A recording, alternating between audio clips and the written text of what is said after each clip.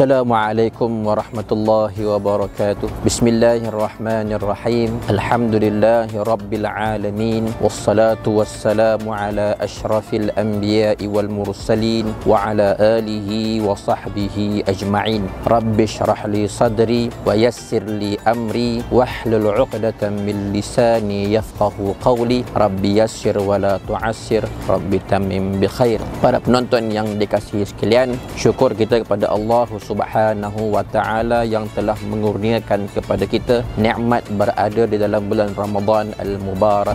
Mudah-mudahan sepanjang keberadaan kita dalam bulan yang penuh dengan keberkatan ini berhasil dengan keampunan daripada Allah Subhanahu wa ta'ala. Para penonton sekalian, dalam tempoh yang singkat ini suka untuk saya mengajak para penonton sekalian untuk sama-sama kita selalu mendengar ataupun koreksi balik tazkirah daripada para asatizah tentang kelebihan berada dalam bulan Ramadan ini. Antaranya, Ramadan ini disebut sebagai Syahrul Quran, bulan Al-Quran.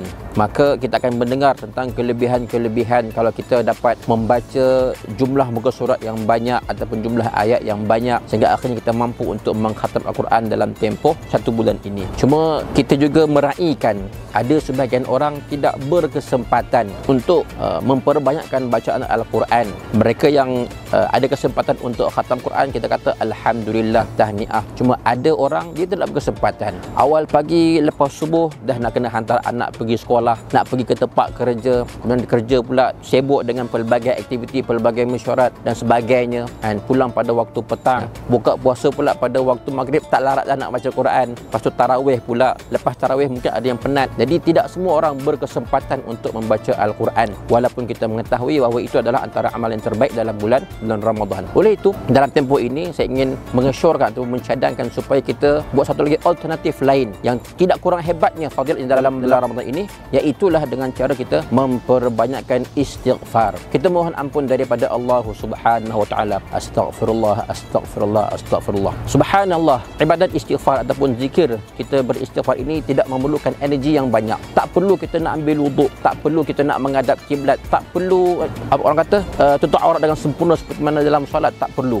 Dia tidak semestinya kita nak buat semua benda itu santai, anytime, di mana kita boleh beristighfar. Perbanyakkan istighfar sepanjang bulan Ramadan ini. Antara fadilat istighfar yang kita boleh sebut ialah mendapat pandangan ataupun sentiasa dilihat oleh Allah Subhanahu wa ta'ala dengan pandangan rahmat. Allah kata Allah ni basirun bil ibad. Allah senantiasa melihat kepada hamba-hambanya. Hamba-hamba yang bagaimana? Allazina yaquluna rabbana innana amanna faghfir lana dhunubana wa qina azabannar. Iaitulah orang-orang yang berkata, wahai Tuhan kami, sesungguhnya kami telah beriman kepada Tuhan kami, maka ampunkanlah dosa-dosa kami dan lindungilah kami daripada api neraka. As-sabirina was-sadiqina wal-qanitina wal-munfiqina wal-mustaghfirina bil ashar. Iaitulah orang-orang yang sabar, orang-orang yang benar ketaatannya, imannya, senantiasa taat kepada Allah, selalu berinfak dan juga selalu beristighfar pada waktu sahur ataupun pada waktu sebelum tibanya fajar.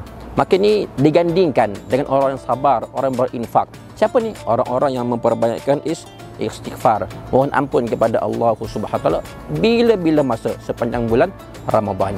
Last sekali tuan-tuan sekalian, saya nak petik di sini kata-kata Ibn Rajab Al-Hambali.